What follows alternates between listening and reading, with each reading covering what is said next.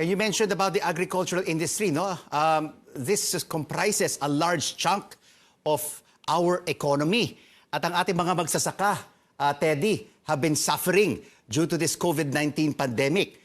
What should the government do to crack down on smuggled vegetables coming from China, which leaves Filipino farmers at the losing end?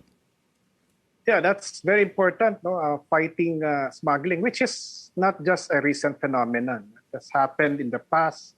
Every time na pumapasok ang smuggled Chinese goods, no? Ang kawawa talaga is the farmers directly. Especially from my region, because my region, the Cordilleras, produces vegetables, highland vegetables for Metro Manila markets. No?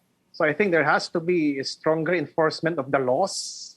It's a matter really of enforcing the law. There's always a law against smuggling.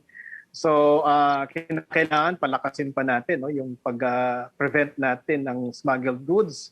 Also at the same time, I think it's high time that we look into the industry as a whole, the vegetable industry, because it isn't really resilient at all. No? It's always subject to climatic changes, to natural disasters, to smuggling. No? Even in terms of the food supply chain, no? Ang mga gardeners, they're subject to the machinations of traders.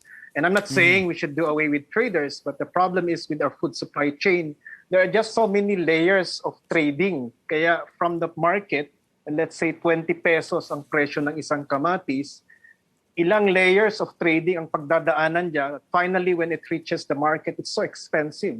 So lugi yung farmer because the traders dictate the prices, and lugi rin yung consumer.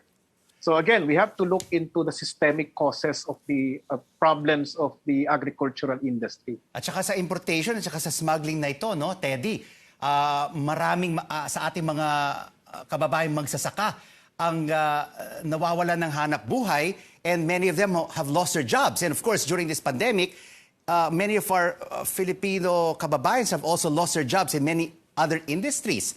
And right now, the economy is still weak and faces a long road to recovery.